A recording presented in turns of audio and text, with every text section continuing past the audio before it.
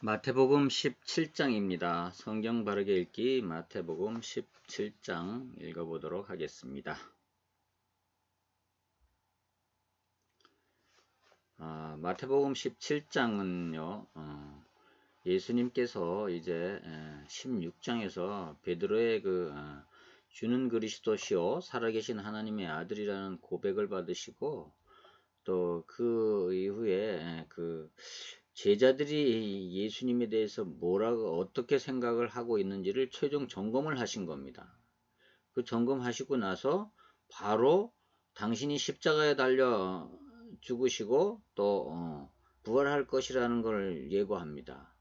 그러니까 베드로가 항변해 가지고 주여 그리하지 마옵소서, 그리하면 안 됩니다 라고 항변하지요. 그것에 대해서 예수님이 베드로를 보고 사탄아 내 뒤로 물러가라 이렇게 하시면서 하나님의 일을 생각지 아니하고 이 제자된 너희들이 지금 인간의 일을 생각하는구나, 이거를 지적하시면서 자, 나를 따르고 제자가 되려면 너희들이 생명을 걸어야 할 것이다, 고난도 받아야 될 것이다, 이런 것을 오히려 역설적으로 이야기하십니다. 그러고서 지금 17장에서는요, 17장에 와보면, 그러고 나서 엿새 후에 베드로와 야고보와 요한을 데리고 산에 올라가십니다. 그래서 뭘 보여주십니다. 뭘 보여주시냐 하면, 예수님께서요, 기존의 예수님의 그 원래 인간적인 모습하고는 완전히 다른 그런 모습을, 변화된 모습을 보여주는 장면이 17장입니다. 그래서 이 변화산 사건이 의미하는 것이 무엇인가? 마태가 이것을 어떤 관점에서 무엇을 독자들에게 알리려고 이것을 기록했는가? 이것을 주의하면서 성경을 읽어야 됩니다. 지금 제가 복음서를 여러분하고 같이 읽는데요. 복음서와 서신서와는 다른 것입니다. 복음서는요, 예수님이 직접 말씀하신 것들을 기록해서 복음이 뭐다, 천국이 뭐다, 예수님이 지금 특별히요 마태복음에서는 예수님께서 천국을 언급하십니다. 이 땅에서 우리가 누리는 천국의 삶, 그 다음에 우리가 최종적으로 하나님의 나라 가야 될 하나님의 나라, 여기에 대해서 언급을 또 하십니다. 그러면서 당신이 이 땅과 하늘을 이어주는 그 구원의 그리스도다 하는 것을 마태복음에서는 나타내고 있거든요. 그러면 이 17장에서는 제자들에게, 그렇게 근심하고 또 인간적 인본주의를 쓰는 그런 제자들에게 무슨 기대감을 주시려고 변화산에서 이런 것을 예수님이 보여주셨나 하는 겁니다. 이 관점에서 17장을 읽으셔야만 성경을 바로 읽는 거라고 생각을 합니다. 자, 그래서 17장을 한번 저와 한번 읽어보겠습니다.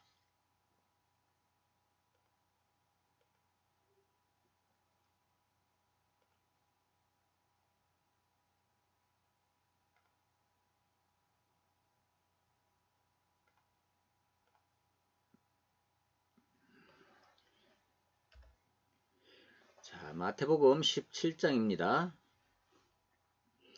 엿새 후에 예수께서 베드로와 야고보와 그 형제 요한을 데리시고 따로 높은 산에 올라가셨더니, 자, 베드로, 야고보, 그 다음에 야고보의 형제 요한 이렇게 데리고서 산에 올라가셨습니다. 그들 앞에서 변형되사 그 얼굴이 해같이 빛나며 옷이 빛과 같이 휘어졌더라. 자, 변형이 되셨는데요, 얼굴이 해같이 빛나며 옷이 빛과 같이 휘어졌다는 겁니다. 뭐 상상이 잘 안 가요, 저는. 어떻게 옷이 어떻게 빛과 같이 휘어졌다는 얘기인지 사실은 상상이 잘 안 가는데요. 하여튼 간에 휘황찬란한 모습으로 얼굴도 해같이 저 요한계시록에 나오는 그런 얼굴이겠죠. 똑같은 관점일 겁니다. 이런 얼굴로 변했다는 겁니다.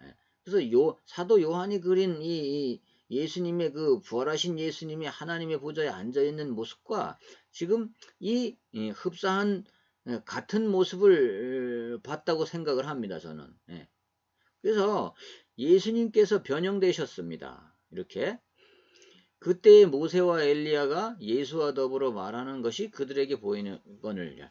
그런데 모세와 엘리야와 이야기를 하고 계시는 겁니다. 이걸 제자들이 본 겁니다. 세 제자가요. 삼제자가 본 겁니다. 베드로가 예수께 여쭈어 이르되 주여 우리가 여기 있는 것이 좋사오니 만일 주께서 원하시면 내가 여기서 초막 셋을 짓되 하나는 주님을 위하여 하나는 모세를 위하여 하나는 엘리야를 위하여 하리이다. 자, 얼마나 기가 막히고 좋았던지 베드로가 여기서 집을 짓고 우리 싹 다 여기서 살자고 얘기를 하는 겁니다. 지금. 네. 살자고 얘기를 하는 겁니다. 그러니까 이 제자들이요, 왜 이 예수님이 이렇게 그 변형된 모습을 보여주었는지 이거를 깨닫지를 못하는 겁니다. 사실은요, 예수님께서요, 자, 이제 제자들의 근심하는 제자들에게 소망을 주기 위해서, 희망을 주기 위해서 그 변형된 모습을 보여주었다고 생각을 하는 겁니다. 자, 그 전에요, 주님이 죽으시고 다시 사흘 만에 살아날 것을, 부활하실 것을 예고했습니다. 그러면 죽더라도 다시 죽는 것이 아니고 산다는 얘기거든요. 그 얘기를 했는데 지금 산에 데리고 가셔가지고 직접 다시 살아난 모습, 부활한 예수님의 모습을 보여준 겁니다. 그래서 제자들, 근심하는 제자들에게 소망을 주기 위해서 이렇게 하셨던 겁니다. 사실은요. 자, 오늘날 우리가 예수 믿고 이 땅에서 사는 사람들, 자, 예수 믿는다고 해서 고난이 없어지는 거 아니죠. 근심거리가 없어지는 건 아닙니다. 그런데요, 우리가 기대할 그 부활의 삶은 바로 예수님께서 이렇게 변형된 모습, 이 모습으로, 신령한 모습으로 우리는 이제 예수 믿는 자들은, 구원받은 자들은 종말에 신령한 모습으로 변화될 것을 기대하고 살라는 것입니다. 제자들에게도 그렇게 하는 겁니다. 그래서 제자들이요, 너희들이 자기 십자가를 지고 나를 따르지만 고난을 받을 것이지만, 그렇지만 결국은 이렇게 될 것이다 하는 것을 보여주는 겁니다. 자, 이 말할 때에 호련히 빛난 구름이 그들을 덮으며 구름 속에서 소리가 나서 이르되 이는 내 사랑하는 아들이요 내 기뻐하는 자니 너희는 그의 말을 들으라 하시는지라. 자, 그러면서 하늘에서요 소리가 나는 겁니다. 구름이 그들을 싹 덮은 가운데 소리가 나는 겁니다. 이게 얼마나 놀랐을까요? 하늘에서 소리가 나니까요. 자, 근데 하는 얘기가 뭐냐 하면 이는 내 사랑하는 아들이요 내 기뻐하는 자니 너희는 그의 말을 들으라 하시는 겁니다. 예수님의 제자들 보고요, 예수님의 말을 들어라, 저는 내 사랑하는 아들이라 라고 하늘에서도 증거하시고 이 증거를 주시는 겁니다. 제자들이 듣고 엎드려 심히 두려워하니, 이제 그러니까 얼마나 두려웠겠어요. 엎드렸단 말이에요. 예수께서 나와 그들에게 손을 대시며 이르되 일어나라 두려워하지 말라 하시니 제자들이 눈을 들고 보매 오직 예수 외에는 아무도 보이지 아니하더라. 자, 그래서 엎드렸다가 일어나 보니까 오직 예수님만 보이는 겁니다. 이렇게 이런 변화산에서 이런 모습을 제자들에게 굳이 왜 보여주셨나? 이런 의문을 우리가 달아봐야 되지 않겠습니까? 마태가 굳이 여기다가 이렇게 기록하였던데, 그들이 산에서 내려올 때 예수께서 명하여 이르시되 인자가 죽은 자 가운데서 살아나기 전에는 본 것을 아무에게도 이르지 말라 하시니. 자, 여보세요. 이 예수님의 죽음과 부활을 언급하잖아요. 그래서 죽었다가 살아나면 그 전까지는 말하지 말고 죽었다가 살아나면 말해라. 뭘 말해라는 거예요. 예수님이 죽었다가 살아났는데 살아나신 후에 이렇게 예수님이 사실은 이런 일이 있었다고 말하라는 겁니다. 그때 가서. 왜요? 부활하신 예수님은 신령한 모습으로 부활했잖아요. 그러니까 먼저 보여주신 그것을 증거하라는 겁니다. 제자들이 물어 이르되 그러면 어찌하여 서기관들이 엘리야가 먼저 와야 하리라 하나이까? 자, 그 성경학자들이, 지금 성경학자들이 메시아가 오기 전에는 엘리야가 먼저 와야 한다고 했는데 이 말이 무슨 뜻입니까? 라고 물어보는 겁니다. 그러니까 예수께서 대답하여 이르시되 엘리야가 과연 먼저 와서 모든 일을 회복하리라. 그래, 그 말이 맞다. 성경에 기록된 그 말이 맞다. 자, 그런데 내가 너희에게 말하노니 엘리야가 이미 왔으되 사람들이 알지 못하고 임의로 대우한 것이다. 인자도 이와 같이 그들에게 고난을 받으리라 하시니. 자, 그제서야 제자들이 예수께서 말씀하신 것이 세례 요한인지를 깨달으니라. 예. 그제서야 자, 죽은 요한을 떠올린 겁니다. 예. 이 제자들이요. 세 제자들이 죽은 요한을 떠올린 거. 아, 그가 바로 저 엘리야를 보낸다고 한 그가 바로 세례 요한이었구나 하는 것을 깨달은 겁니다. 이제 제자들이요. 예. 그리고 나서요. 그들이 무리에게 이름에 한 사람이 예수께 와서 꿇어 엎드려. 자, 이제 산에서 내려와 가지고 많은 무리들 앞에 또 온 겁니다. 근데 한 사람이 예수께 와서 꿇어 엎드려 주여 내 아들을 불쌍히 여기소서 그가 간질로 심히 고생하여 자주 불에도 넘어지며 물에도 넘어지는지라. 내가 주의 제자들에게 데리고 왔으나 능히 고치지 못하더이다. 자, 세 제자들 데리고 산에 갔다 오니까 나머지 제자들이 있는데요. 자, 예수님이 없으니까 이 사람이 지금 간질하는 아들을 데리고 와갖고요. 제자들 보고 고쳐달라고 한 겁니다. 근데 이 제자들은요. 10장에서요. 이미 예수님이 권능을 주셔가지고 처처에 다니면서 복음을 전할 때 이 권능을 행사했던 사람들입니다. 누가복음에 보면요. 갔다 돌아와갖고 귀신들이 우리가 항복합니다 하고 뭡니까 아주 그 예수님께 보고를 하는데 귀신들이 우리에게도 항복합디다 라고 얘기했거든요. 근데 그 권능을 받았거든요. 근데 주의 제자들에게 데리고 왔으나 능히 고치지 못하더이니라 합니다. 예수께서 대답하여 이르시되 믿음이 없고 패역한 세대여 내가 얼마나 너희와 함께 있으며 얼마나 너희에게 참으리요 그를 이리로 데려오라 하시니라. 이러면서요 믿음을 책망하는 겁니다. 믿음의 부족함을 책망하는 겁니다. 예. 그래서 결국은요 믿음의 부족함이 간질병 아들을 고치는데 이르지 못했다는 겁니다. 예. 그래서 우리는요 언제나 충만한 믿음이 필요한 거예요. 사실은요. 예. 이걸 가르쳐 주는 겁니다. 이 예수께서 꾸짖으시니 귀신이 나가고 아이가 그때부터 나으니라. 자, 예수께서 꾸짖으시니까 귀신이 나갔다 그럽니다. 간질은 귀신 들려서 간진한 사람이죠. 이 사람은. 지금 볼 때 왜요? 귀신이 나갔다고 하잖아요. 지금 간질병 분명히 15절에서는 간질로 심히 고생하여 자주 불에도 넘어지며 물에도 넘어지는지라 라고 얘기했잖아요. 이 아버지가요. 근데 여기서 지금 예수님이 고쳐주시면서 꾸짖으시니 귀신이 나가고 아이가 그때부터 나았다고 얘기합니다. 이것은 귀신 들린 병이었죠. 자, 어떻게 보면 귀신 들린 병이 더 쉽게 치료됩니다. 왜? 귀신만 쫓아내면 치료되니까요. 원인이 귀신이기 때문에 그렇습니다. 예.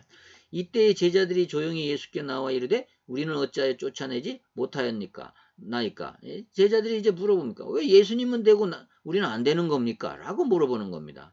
이르시되 너희 믿음이 작은 까닭이니라. 자, 믿음이 작은 모자란 까닭이라는 겁니다. 예. 자, 믿음 없이는 우리가요 신앙은 믿음 없이는 되는 게 없습니다. 예. 의인은 오직 그래서 믿음으로 살리라는 겁니다. 예. 믿음을 붙잡아야 믿음을 키워야 되는 겁니다. 예. 그래서 이게 진실로 너희에게 이르노니 만일 너희에게 믿음이 겨자씨 하나만큼만 있어도 이 산을 명하여 여기서 저기로 옮겨지라 하면 옮겨질 것이요 또 너희가 못할 것이 없으리라. 자, 이 능력 행하는 능력은요 믿음에 충만한 데서 나오는데 믿음이 충만하지 않으니까 그런 능력이 예수님과 같은 그런 능력이 나오질 않는다는 겁니다. 지금 예수님이요. 그래서요. 자, 겨자씨만한 믿음만 있어도 이 산을 명하여 여기서 저기로 옮겨지라 하면 옮겨질 것이요. 또 너희가 못할 것이 없으리라. 이렇게 얘기합니다. 예수님이요. 자, 이 제자들을 향해서 어떻게 조그만 믿음도 그렇게 없느냐. 진짜로 너에게 믿음이 없느냐. 이렇게 책망하시는 거죠. 그러면서요. 자, 갈릴리에 모일 때 예수께서 제자들에게 이르시되 인자가 장차 사람들의 손에 넘겨져 죽임을 당하고 제3일 만에 살아나리라 하시니 제자들이 매우 또 근심하는 겁니다. 자, 이 변화산에서 예수님이 죽는 게 진짜 죽는 게 아니고 살아날 거야. 이렇게 살아날 거야. 라고 얘기했는데 제자들이 또 못 믿고 근심하는 겁니다. 지금. 예. 이 죽음과 부활을 얘기하시니까 또 못 믿고 이렇게 또 근심하는 겁니다. 제자들이요. 자, 이러니까요. 자, 믿음이 하나님의 말씀을 예수님의 말씀 그대로 그렇게 될 거라고 믿어야 돼. 아브라함처럼 믿어야 되는데, 자, 이삭을 죽여서 제사를 지내라고 하니까 하나님이, 자, 히브리서에 이렇게 기록되어 있습니다. 그가 능히 살리실 줄을 이미 믿었다고 얘기했습니다. 근데 예수님이 제자들에게 직접 이렇게 얘기를 하고, 이렇게, 변화산에서 내가 이런 모습으로 살아날 거라고 하는 것을 보여주었는데도, 진짜 나의 죽음은 진짜 죽는 게 아니야 라고 말했는데도 또 근심하는 겁니다. 제자들 마음속에는 죽는다는 생각만 하는 겁니다. 부활한다는 얘기는 귀에 안 들어온 겁니다. 지금. 자, 우리 신자들 중에도요. 지금 구원받은 신자들 중에도 제가 이단 상담을 해보니까요. 이 우리의 부활에 대한 확신이 없는 사람들이 되게 많습니다. 특히 여호와의 증인들은요. 자, 우리가요 이렇게 예수님처럼 부활한다는 이 사실을 전혀 안 믿습니다. 전혀 안 믿어요. 이 땅에서 우리가 살다가요. 살다가 하나님이 때가 되면요. 변화시켜가지고 그냥 변한다고 이렇게 생각을 하는 겁니다. 이렇게 생각을 해요. 그러니까 이 제자들도요. 자, 죽는다는 것은 믿었어요. 근데 예수님이 부활한다는 것은 안 믿었어요. 그 반쪽짜리 신앙이죠. 우리 신자들도 이럴 수가 있습니다. 결국은 우리의 신앙의 종착지는 어디냐? 이 땅에서의 잘 먹고 잘 사는 것도 아니고요. 우리의 죽음이 끝도 아니고요. 결국은 성경을 통해서 볼 때 우리는 예수님이 하신 말씀을 볼 때 부활입니다. 부활. 우리는 부활 신앙을 붙잡지 않으면요. 이 부활에 대한 믿음을 가지지 않으면요. 자, 우리가 이 땅에서 구원받아서 하나님의 자녀가 됩니다. 그러면요. 당연히 우리는요. 자, 우리의 생명이 끝나는 과 동시에 예수님과 같이 부활해서 하늘나라로 가는 것입니다. 저는 그렇게 생각합니다. 근데 자, 데살로니가 후서 3장에는요. 바울이 이렇게 말했습니다. 사람들이 물어봅니다. 이미 죽은 사람들은 어떡합니까? 하니까 그들을 예수님이 오실 때 부활하실 때 데리고 온다고 되어 있습니다. 그러면 이것을 볼 때 우리는 부활에 대한 개념을요. 성도들이 부활에 대한 개념, 또 재림에 대한 개념을 정리를 못 해가지고요. 자, 지금 그리스도가 여기 있다. 내가 그리스도다. 내가 구세주다 하고 이만희, 안상홍 이런 사람들이 와갖고요. 나를 따라라. 내가 구세주다. 내가 하는 말씀을 듣고 거듭나야 된다. 이렇게 하니까 헷갈리는 겁니다. 왜 그러냐 하면 가만히 봤더니 제가 이단 상담을 하면서 봤더니요. 사람들이요. 이 부활에 대한 확신이 정립이 돼 있지 않습니다. 부활이 뭐 있다고 하긴 하는데 자, 고린도전서 15장에서 바울이 얘기한 것처럼요. 자, 부활이 있다고 하긴 하는데 뭐 어떻게 되는지 모르는 거예요, 사람들이. 모르는 겁니다, 지금 사람들이요. 우리는요, 교회가요, 빨리 성도들에게요, 이 부활관에 관해서, 자, 우리의 부활관에 관해서 빨리 정립을 할 필요가 있습니다. 정말로 이런 부분들을요, 확실하고 명확하게, 내가 이제 이 세상에서 구원받고 하나님이 허락한 삶이 끝나면 내가 호흡이 끊어지면 나는 이렇게 해서 부활해서 하늘나라로 갈 것이며 또 그 하늘나라에 있다가 예수님이 이 땅을 다시 새롭게 창조해서 예수님이 임하는 그날에 나도 예수님과 함께 이 땅에 올 것이라고 하는 그런 부활. 아니면 이 땅에 계속 살고 있으면 예수님 오실 때 나는 자, 바울이 말한 것과 같이 자, 이제 오시는 예수님을 맞이해서 이제 예수님과 같이 변화되어서 살 것을 이런 확신을 가져야 되는데요. 자, 우리 성도들이요, 이런 확신에 거하지를 못해요. 그러니까 이런 이단이 와서 얘기하면 성경을 비유풀이로 풀어서 얘기하면 거기에 넘어가는 겁니다. 논리가 틀리긴 했지만 이단들은요, 논리가 아주 명확하게 제시를 한단 말이에요. 그러니까 거기에 넘어가는 겁니다. 자, 우리가 이 마태복음을 읽으면서요, 천국관, 부활관, 이것을 아주 명확하게 우리 마음속에 딱 되새겨야 된다고 봅니다. 그래야 우리가 바른 신앙생활을 할 수가 있다는 거죠. 자, 24절입니다. 가버나움에 이르니 반세계를 받는 자들이 베드로에게 나와 이르되 너의 선생은 반세계를 내지 아니하느냐. 자, 이때 당시에는요, 성전에다가요, 누구든지 신자들은요, 성전에다가 의무적으로 반세겔 세를 내는 거예요. 헌금을 하는 거예요. 예. 말하면 월정 헌금이죠. 월정 헌금을 하는 거예요. 이르되 내신다 하고 집에 들어가니 예수께서 먼저 이르시되 시몬아 내 생각은 어떠하냐? 세상 임금들이 누구에게 관세와 국세를 받느냐? 자기 아들에게냐 타인에게냐? 자, 그러니까요. 베드로가 이렇게 대답합니다. 타인에게니이다. 예수께서 이르시되 그렇다면 아들들은 세를 면하리라.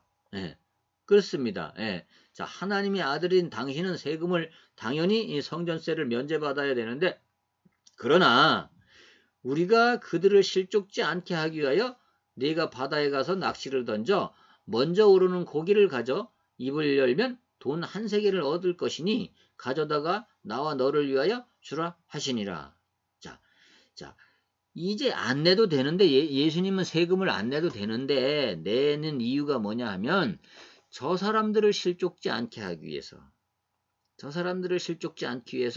바다에 가서 낚시를 던져 먼저 오르는 고기를 가져 입을 열면 돈 한 세겔을 얻을 것이니 가져다가 나와 너를 위하여 주라 하시니라. 자, 우리가요 신자가 불신자와 어울려 세상을 살아갑니다. 우리는 제자들에게 뭘 가르치시려고 이거를 이 장면을 지금 하셨겠습니까?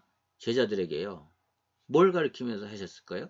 자, 세상을 구원하기 위해서 너희가 세상법에 복종을 해라. 교회법에 복종을 해라. 이겁니다. 여기 나오잖아요. 자, 저들이 실족지 않게 하기 위해서 내가 세금을 안 내도 된다. 그러나 낸다. 자, 우리가요 교회에 다니면 하나님의 자녀되었습니다. 하나님의 자녀되었습니다. 그러나 교회 자녀되어서 뭐 헌금 안 낸다고 뭐 하는 사람이 없습니다. 그러나 많은 사람을 구원하기 위해서 우리는요 헌금도 해야 되는 것입니다. 구원파 같은 데는요 진짜요 뭐 11조도 하지 말아라 뭐로 하지 말아라 하면서요 자기들 명명을 붙여서 다 헌금을 걷습니다. 더 많이 걷습니다. 그래가지고 그들이 축적한 재산이 얼마나 많습니까? 세모 스쿠알렌 사건, 세모 사건을 또 보든지 또 세월호 사건을 봐도요. 그들이 다 축적을 해가지고요 사업을 하는 겁니다. 진짜요 사업을 하는 겁니다. 오늘 제가 뉴스를 봤는데요. 뉴스에 보니까 어떤 목사님이요 다단계 사업을 하더라고요. 그게 무슨 목사입니까? 다단계 사업을 해요. 뉴스에 나왔어요. 무슨 교회, 수도권의 무슨 교회인데 다단계 사업을 한대요. 근데 그거 하다가 코로나에 걸려가지고 코로나가 확산돼가지고 지금 이게 문제가 되더라고요. 도대체 이해가 안 가요. 목사가 왜 다단계 사업을 합니까? 복음만 전해야지. 이건 가짜라고 아니라고 볼 수가 없는 거예요. 자, 적어도 저는 그렇게 생각합니다. 우리 교회학교에서요, 제가 배출한 교회학교 학생 중에 신학교에 가는 애들이 되게 많습니다. 저는 그 애들의 기회 있을 때마다 이렇게 얘기합니다. 너 목회자는 다른 거 하고 다릅니다. 직업이 아닙니다. 목회자는요. 직업으로 이해했다 그러면 빨리 때려쳐야 됩니다. 목회자는요. 직업이 아니에요. 사람의 생명을 살리는 사람이에요. 무슨 사업을 한다? 그거 할 시간이 어디 있습니까? 저는 적어도요. 신학교를 졸업하는 사람들은요. 이 전도의 달인이 돼서 신학교를 졸업해야 된다고 봅니다. 제가요. 전도사들 많이 상대해보면요. 신학교 때 성경 공부 별로 안 하는 것 같더라고요. 정말 성경 지식이 없어요. 설교하는 거 보면요. 그래서는 안 됩니다. 신학교 4학년, 대학원 3년, 2년 다니면서요. 성경을 통달하다시피 해야 되는 겁니다. 사실은요. 목회자는요. 그래야 하나님의 말씀을 바로 전할 거 아닙니까? 아니 신학교에서 뭐 하는지를 모르겠어요. 그리고요. 기도응답 받는 방법을 완전히 터득해야 됩니다. 신학교에 다니면서요. 그 신앙 훈련은 안 하고요. 맨 쓸데없는 지식만 잔뜩 쌓아가지고요. 예? 무슨 교인들을 학술적으로 무슨 가르치려고 하는 목사들 너무나 많아요.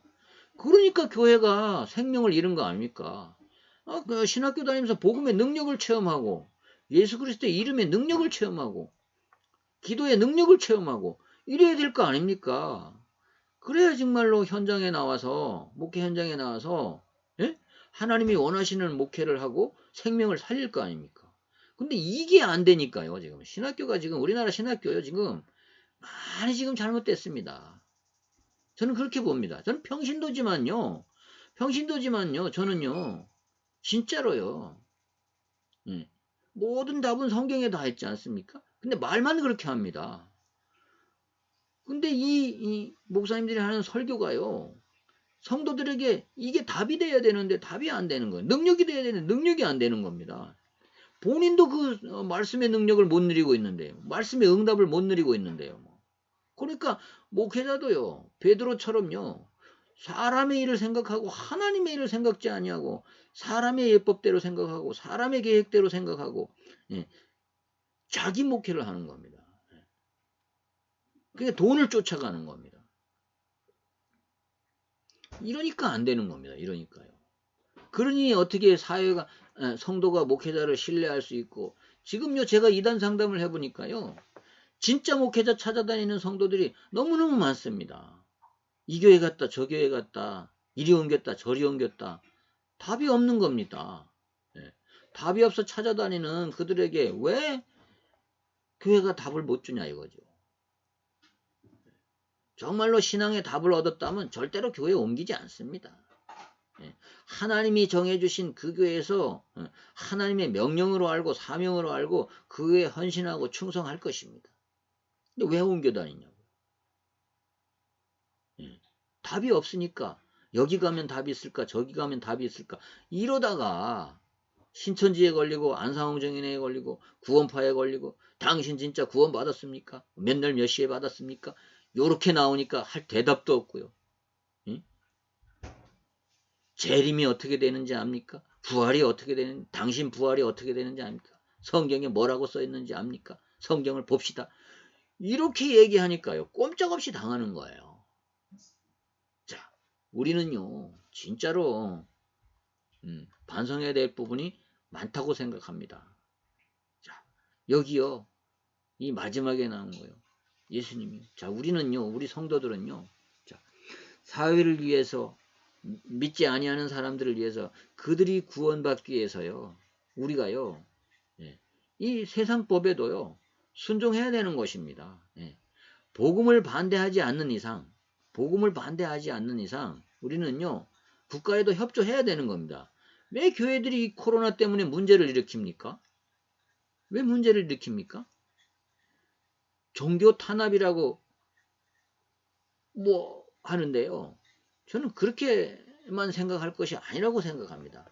우리가 할 일은 최선을 다해서 하고 예. 자, 우리가 기도만 하고 막 밀고 나가면 코로나가 교인들에게는 안 걸리는 거 아니잖아요. 걸린단 말입니다. 그럼 우리가 방역수칙을 철저하게 지키고 예. 국가에 협조하고 이렇게 최소한 교회 때문에 확산됐다는 말은 들으면 안 되는 겁니다. 우리가. 그래서요, 여기서 예수님이 지금 말씀하셨듯이요, 우리가요, 세상, 우리가 교회 밖에 그런, 자, 이 국법에도 우리가 협조할 필요가 있는 겁니다. 있는 겁니다. 왜? 저 세상 밖의 사람들을 위해서 우리도 함께 협조해야 되는 겁니다. 오늘은 마태복음 17장을 통해서요, 자, 예수님이 변화산에서 변화된 모습을 베드로와 요한과 야고보에게 보였을 때 무엇 때문에 보였냐 이거예요. 예수님은 죽으시고 부활하신다 그랬는데 제자들은요 죽는 것만 알았지 부활할 거라는 말을 안 믿었어요. 물론 뭐 그때 당시에 죽었다가 살아난 사람들이 없었는데 안 믿었을 거예요. 근데요, 이상한 게요. 아니, 나사로도 죽었다가 예수님이 살렸어요. 그런데도 안 믿었어요. 그러니까 믿음이 아예 없는 거예요. 베드로가 그리스도라고 고백했지만 사실상은요. 그가 지식적으로만 알았지 사실은 그때까지도 진짜 그리스도라는 믿음이 없은 거예요. 그 증거로 사도행전에 가면요. 베드로를 비롯해서 제자들이 성령 받고 나서 진짜 믿으니까 정말로 예수님이 말씀하신 대로 안진뱅이도 이렇게 사건이 일어나고요. 또 바울 같은 경우 베드로 같은 죽은 사람도 살리는 사건이 진짜로 일어나는 겁니다. 물론 변화됐죠. 자, 우리도요.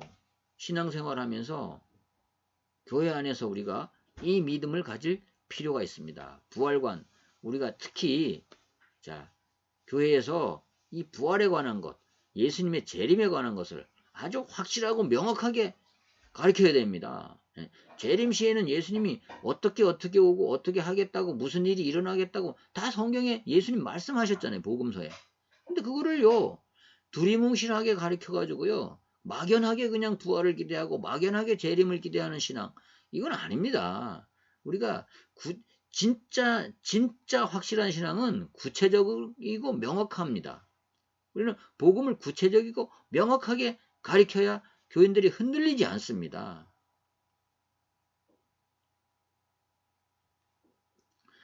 자, 오늘요. 마태복음요. 17장을 우리가 읽어봤습니다. 마태복음 17장을 읽어봤는데요. 자, 이 마태복음을 읽어가면서 다시 한번 강조드립니다. 마태복음은요. 자, 이 복음서는 예수님이 그리스도라는 것을 증명하기 위해서 써졌고요. 그 가운데 이 마태복음은요. 예수님께서요. 천국에 대한 것을 말씀하셨습니다. 예. 마태복음 13장에서는요. 이 땅에서 우리가 누려야 할 천국인의 삶에 대해서 얘기하셨고요. 또 뒤에 가면요. 이제 뒤에 가면 나올 것입니다. 뒤에 가면요. 이제 우리가 맞이해야 될 가는 천국에 대해서 얘기하셨고요. 또 예수님께서 재림하실 때의 그 천국에 대해서도 얘기하셨단 말입니다. 우리는요. 흔들리지 않는 신앙을 갖기 위해서는 성경을 바로 읽을 필요가 있습니다. 그래서 성경 바르게 읽기를 한번 해봅니다. 마태복음 17장이었습니다.